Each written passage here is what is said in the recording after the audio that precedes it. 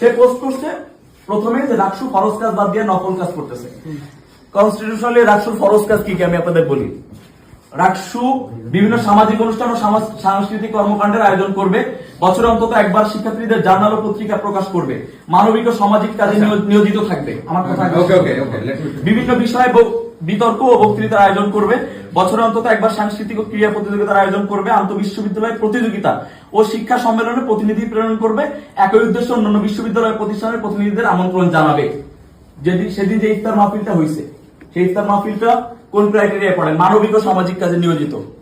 রাকসুর পক্ষ থেকে বা প্রশাসনের পক্ষ থেকে একটা ইফতার মাহফিলের আয়োজন করা হইতেছে। সেখানে বলা হয়েছে যে রাকসুর ফরজ কাজ বাদ দিয়ে নকল কাজে বেশি মনোযোগী, কারণ এখানে অ্যাটেনশন বেশি পাওয়া যায়। এইটা হচ্ছে পোস্ট করার পরে কমেন্টে কি ছিল? পোস্ট করার পরে আমি বলতেছি, পোস্ট করার পরে আমি যেটা কমেন্ট করছি সেটা হচ্ছে যে চুলকানি শুরু, মলমের নাম নুরু। সারাদিন কাজ করার পরে আমরা যখন শুনবো যে এটা নিয়ে আবার সমালোচনা করতেছে, তখন আমরা ডেফিনেটলি বলবো। বলার পরে কি হয়েছে, এর আগে অনেক ছন্দবিলা অনেক কিছু বলছি। এখন আমি যদি বলি যে চুলকানি শুরু, মলমের নাম আকাশ, জিনিসটা কি মিলবে বা আর কোন নামের সাথে মিলবে? সো আমার মলমের নাম হয়েছে, মলমের নাম নুরু হয়েছে। এখন যে এই নুরুকে যদি আপনারা মিন করে নেন, তো আমার কিছু করার নাই। এবং আমি এত কিছু মানে ভাববো না, আমি কখনো মানে বলিও নাই যে এই নুরু বলতে আমি ওই নুরু ছাড়া আমি আর কাউকে চিনতেছি না।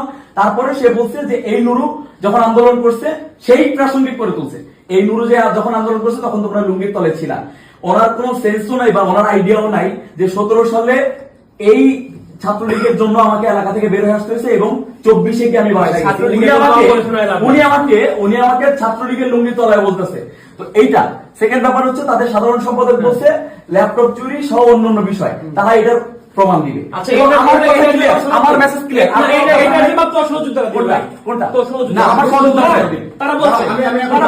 লেট মি ফিনিশ বলছো, ঠিক আছে।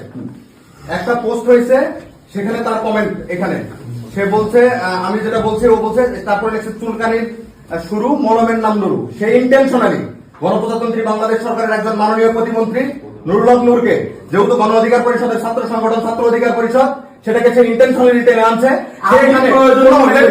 আমি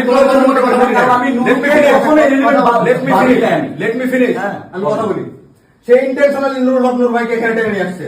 সেখানে তার কোনো এখানে রিলেভেন্সি নাই।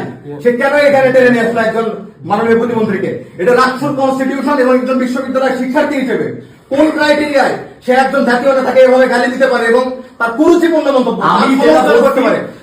আমি ক্লিয়ার করছি, তার কাজের সে সমালোচনা করতে পারে, কিন্তু সে হাজারটা নুরুল হক যদি 1000টা কাজ করে তার সমালোচনা থাকবে, আলোচনা থাকবে, আমরা সবকিছু